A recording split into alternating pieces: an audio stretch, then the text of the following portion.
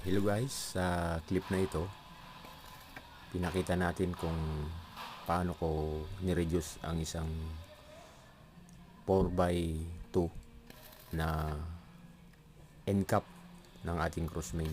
So ito po ay since under under schedule na klase na tubo, nilagyan ko naman siya ng 150 mahigit na water pressurized 150 PSI.